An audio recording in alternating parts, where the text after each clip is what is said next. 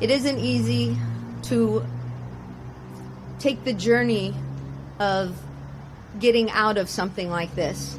But all of the young people behind me, they want more for our city, they want more for their peers, and they want more for the city of Stockton.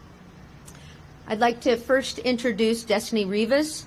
She is the Native Center Director. Machushkosh, Kanye Destiny Rivas. Welcome everybody, my name is Destiny Rivas. I run the Native American Indian Center, and we wanted to start this moment as a moment to acknowledge the land.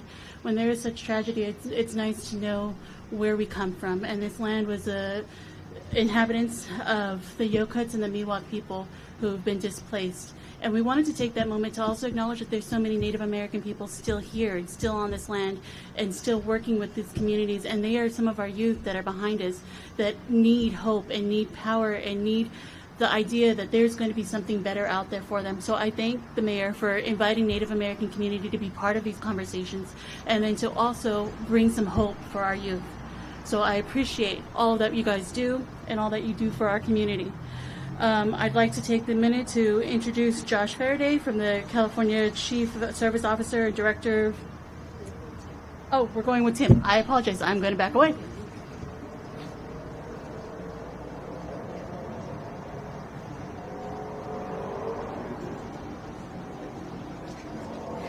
Thank you very much. Thank you. Good morning, everyone. My name is Josh Friday, and I'm the Director of Service and Community Engagement in the Governor's Office and the state's Chief Service Officer.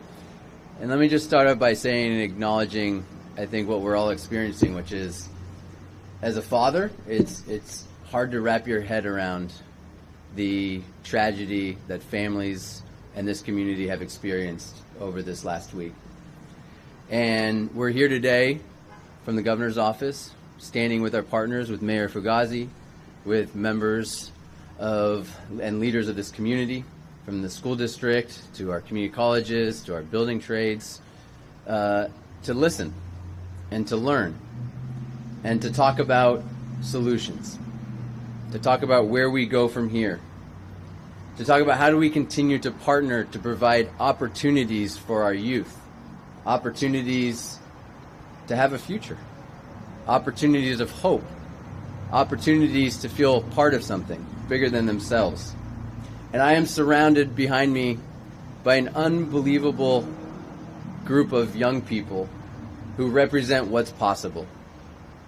Who represent what's possible when we invest in jobs and in service opportunities for people to give back to their community. These are young people who wake up every single day using their time and their passion and their energy to make this community better, and they represent what is possible when we invest in our youth.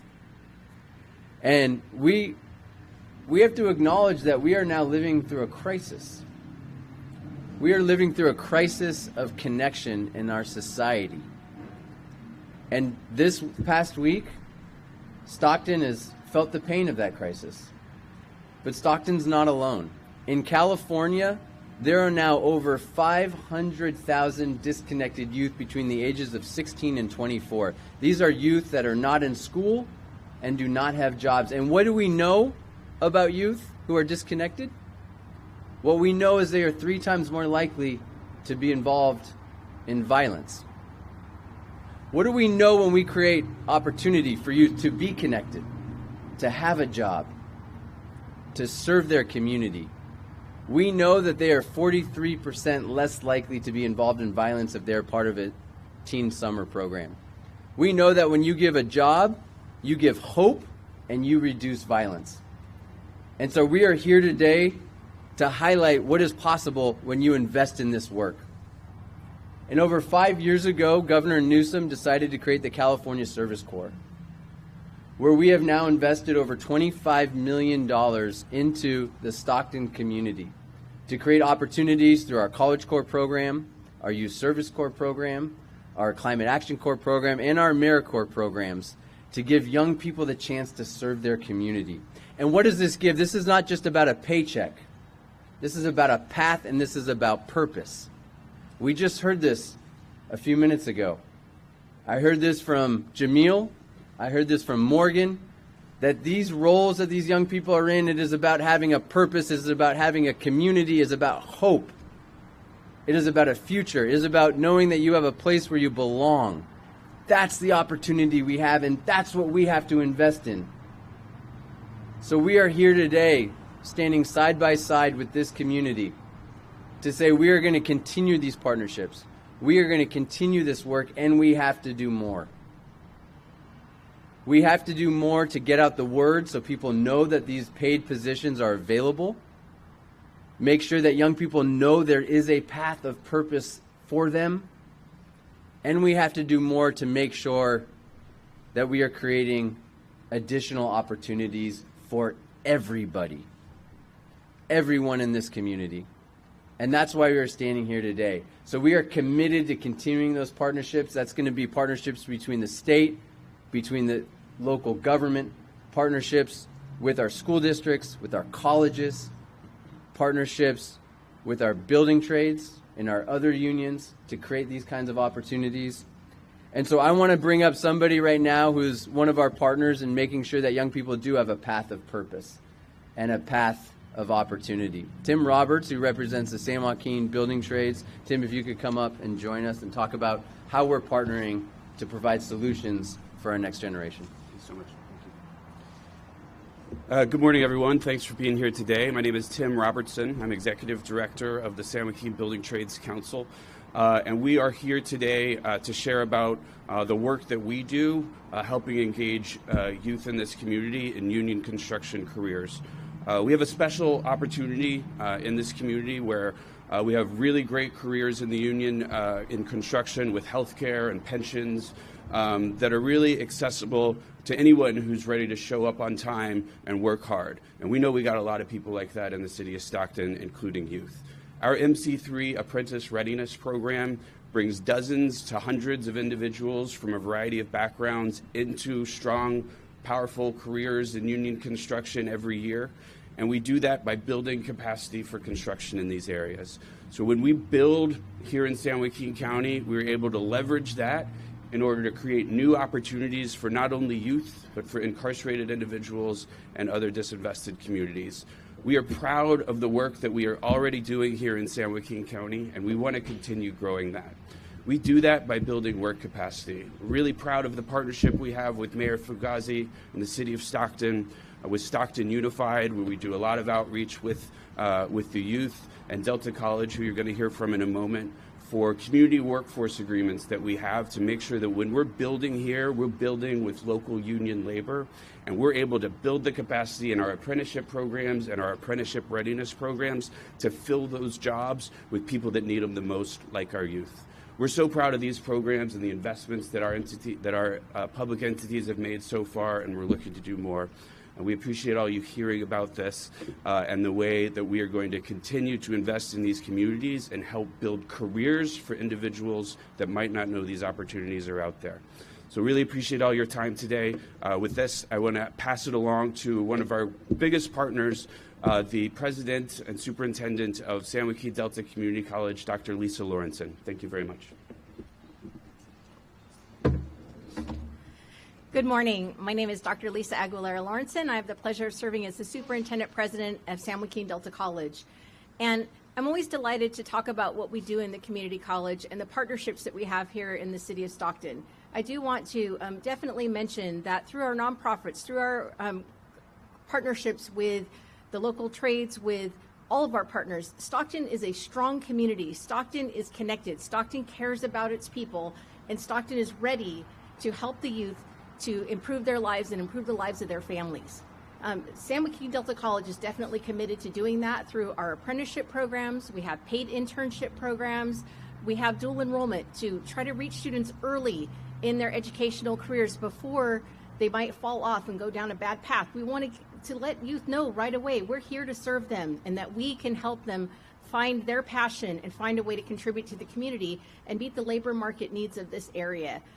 We're proud that we get to be a partner with all of these great folks who are behind me, and we're proud of the youth of this community. So I know that we will stand strong, and we will continue to show everyone how strong the Stockton community is through education, through workforce training, and through our community partnerships. So thank you very much, and I'll turn it back over to Mayor Fugazi. Last summer, we had 1,400 young people apply for the Summer Youth Employment Program. Unfortunately, we were only able to offer jobs to 100 of them. So what about the other 1,300? That's one of the asks that I'll be talking about later. But one of our shining stars from that Summer Youth Employment Program is Eric Florentino. He is a junior at Health Careers Academy in Stockton Unified School District. Can everyone hear me? Yeah. Okay. What I want to talk about is what comes with these opportunities.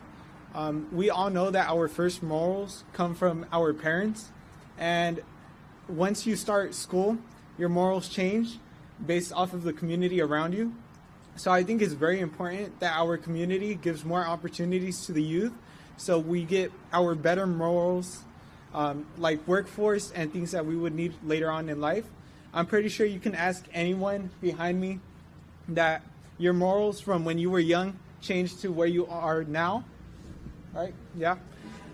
Because when you're young, you think everything's fun, you think everything's colorful, you think everything's all right.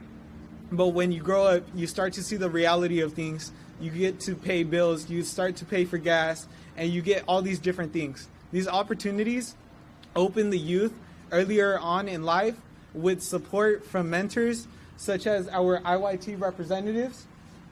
And it overall helps shape your life. It gives you more purpose, and it makes Stockton a better place. Thank you.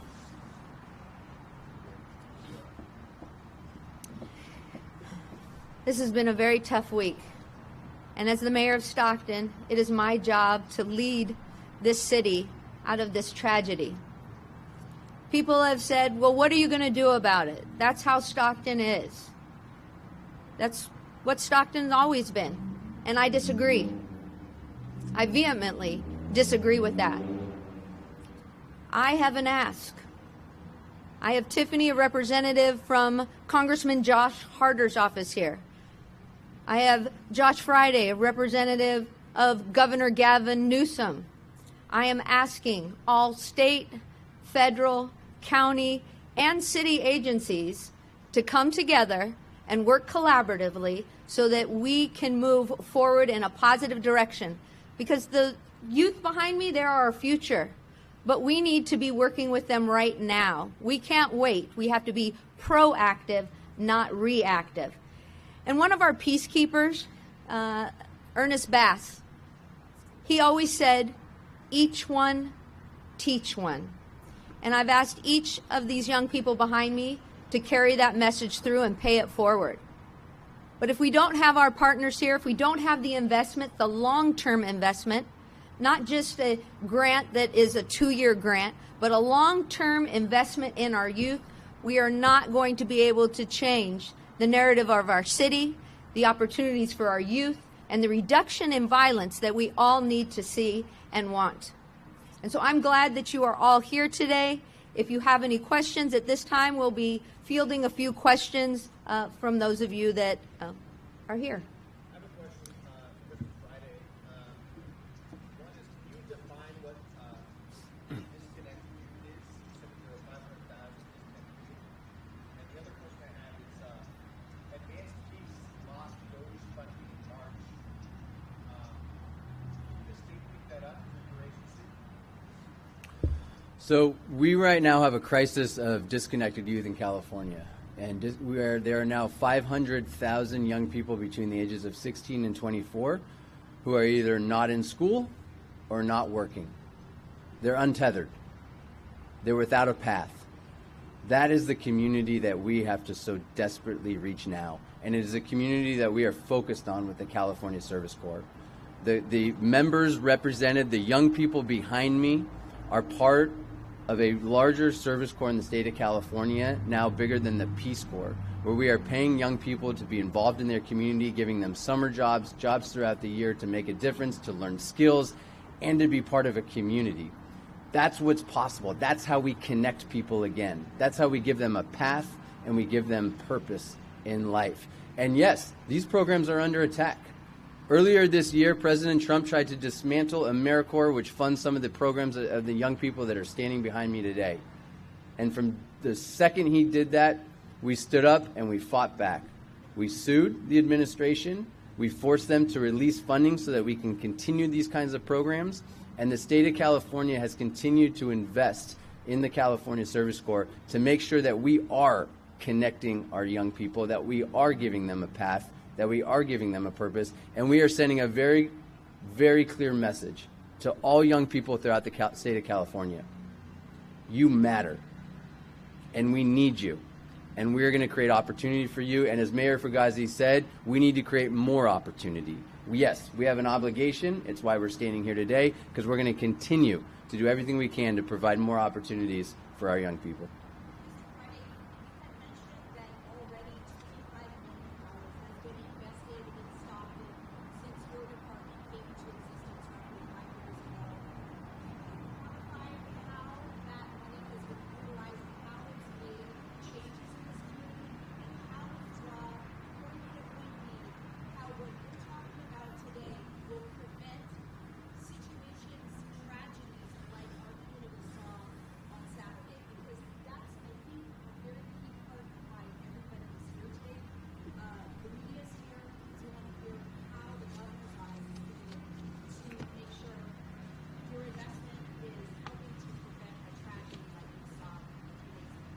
Yeah. My first event in this office, my first act was to stand on these steps and launch the Stockton Service Corps, to invest in the young people standing behind me and into hundreds of other young people who have taken part in these programs since Governor Newsom has taken office. And since then, what have we seen? What we've seen is that we have created debt-free pathways for hundreds of students in this community who we have helped graduate debt-free from college by serving in their community, by making a difference. What we see is that we have given young people, including those behind me, who could not find a job 6 months ago, a job and an opportunity and a path where they can see a future for themselves, and they're standing behind me as proof of that. What we've seen is that these Service Corps members, like those standing behind me with Climate Action Corps, are building community gardens for this community with the Edible Schoolyard and others. What we see is mentors standing behind me and hundreds others in our school districts, mentoring, providing tutoring support for our young people to give them a chance in their education. So these programs have created a chance not just to transform the individuals standing behind me and their colleagues, but to transform this entire community. And what does that mean? If we just look at the data, what we know is that young people who are disconnected, who are not in school, and who do not have a job are more likely to be involved in violence. That's a fact. What we know is that if you are in a youth summer program, just like the Youth Employment Success Program that Eric and so many others in this community have been a part of because of the California Service Corps, that you are 43% less likely to commit violence. These are facts.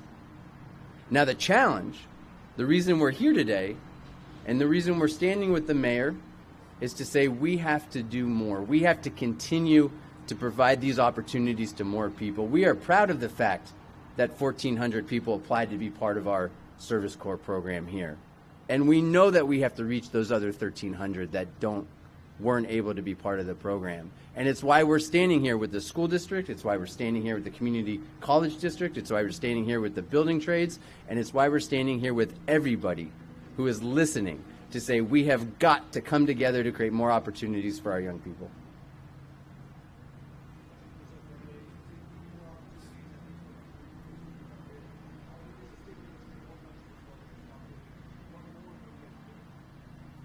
Well, we've made the ongoing commitment to continue to support these programs. And what we know that we have to do is we have to continue to invest in them. And we know that, and we are committed to that. And we know that we need partnerships to continue to expand the opportunities. It's why we're standing here with the building trades. It's why we're standing here with the community college districts. It's why we need business leaders to step up and help and work with us to create more opportunities for everyone. This is a chance for every one of us, all leaders, to come together and say, we have got to create more opportunities, and it's going to take everyone. It's going to take state government. It's going to take the federal government. It's why we're fighting against the cuts that the Trump administration is proposing. And it's going to take local leaders to put more resources into actually supporting our young people on the front end so we don't have to go through the tragedy on the back end. You had a listening tour, is how it was described to us. You weren't in there. Can you talk about what that heard and was about? Yeah. What we heard was hope. What we heard was young people who are involved and connected to a job and a service program, who feel like they have a future, who feel like and know that they matter because they're waking up every single day making a difference and contributing. And what we heard is, if we can give more people, like the one standing behind me, the opportunity to engage in their community, to have a job, to get paid to make a difference, we know that we can solve some of our biggest challenges in this society. That's what we heard. And we heard that when you give somebody a job, the kinds of jobs that we're talking about today, the kinds of service opportunities, you're not just giving a paycheck. You're giving purpose. You're building a community. You're building a place for people to belong, a place for people to feel connected. And it's why we're so committed to continuing these programs and to say to everyone, we have to expand them, we have to do more.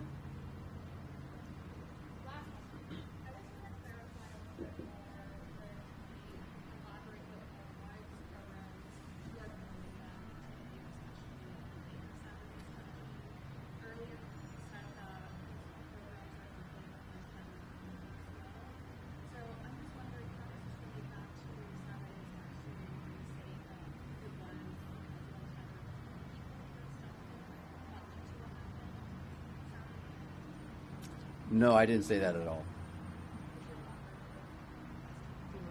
Yeah. I'll go ahead and take that question. I'll field that question. So I've got 31 years in education. Some of my students are out here in the audience. They're filming, and I have some that are behind me. They were the ones that had somebody to connect with. When we look at the tragedy on Saturday, we had babies that were shot. Do we know the ages of the people who did this? We don't. But what we do know is that here in the city of Stockton, we have a number of, I was going to say our youth, but it's generational. We have a number of people that are not connected. They're connected to a very small group, but they're not connected to the larger community. So when we're looking for solutions as to what happened Saturday night, it has to do with people feeling that they have opportunities. It has to do with them thinking they can have a job and having that, which is why, with the building trades, I've really pushed, and Steve Large can tell you this, I'm really pushing to bring shipbuilding back to Stockton, because that's 8,000 to 10,000 jobs. So these students won't be competing with their parents for jobs at Taco Bell. That they will be able to have these good paying jobs that will lift them up out of poverty, allow them to go into home ownership, and to create generational wealth. But on top of that, talking about working locally, the building trades, they did our McKinley Park revitalization, they did our Victory Park pool and basketball court. Those were done by people who live in our community, who were able to drive their kids by after school and say, look what mommy is doing in the city of Stockton. We have 100,000 cars a day go over the hill. Kids are having to get themselves up in the morning to get to school. They come home and there's nobody home. By the time parents come home, they're tired, which is why IYT is so important, because they're providing that mentorship after school so kids aren't being raised by the streets, because that's what's happening. You have as young as 11 years old that we know this year that were part of a shooting, that had a gun. We need to get those guns out of their hands And we need to have them in programs. They're going to help elevate them in a positive direction. They have to know that there is a pathway there for them. They have to be able to see someone like themselves that has made it. And there's a young man back here that said, hey, I didn't do great in school. And guess what? I went to Delta College. I figured out what I wanted to do. And then I want to give back to my community. Another young man said that he wasn't, he was in the criminal pathway. We want to end the school to prison pipeline. And he was given an opportunity and mentorship, and he's turned his life around. We need that for all of our kids, but we need to get to them now. We can't wait. So I know that might not be a direct answer to your question, but it's what's needed in the city of Stockton. And I've seen it firsthand with my 31 years in education, where kids have had the opportunities and have been able to lead that life that is only bringing negative things to our city.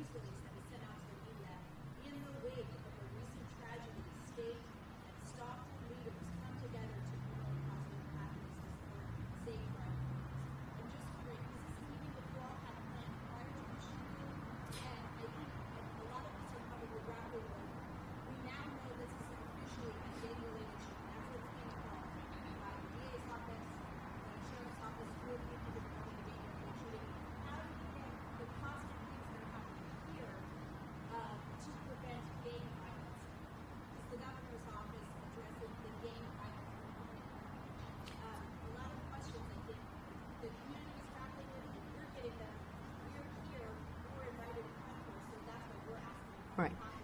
So the long and the short of it is the governor called me on Saturday night and said, how can I help? And I said, I need long-term investment in our youth. I have already worked with Josh, Mr. Friday, and he says, I want to expand. He mentioned about businesses. I said, let's do a work-study program like they have in college, but for our high schoolers where they are working in businesses and we have that paid by somebody other than the business, because that's a win-win-win all the way around. But in light of what happened, in light of the tragedy on Saturday, I said, each and every elected official, I don't care if you're Democrat, Republican, it doesn't matter to me. We need to come together, we need to find solutions, and we need to do it now. We cannot wait. So Mr. Friday said, I'm there. Let's go. I'm going to come to Stockton. We're going to talk about this. We're going to have a listening session. We're going to make sure that we are putting the resources where they need to be, and we're reaching those in our community that need it the most. We have that. It's called Office of Violence Prevention, and I shared with them just the other night. We had a call in, and we had young people around the table, the same table that they sat out at this morning, that were looking at counseling, opportunities, getting a different choice than what they are doing right now. So if that is getting them boots, getting them transportation to work, helping them get that job, providing them and their families with the resources that they need in order to make that positive choice to better themselves.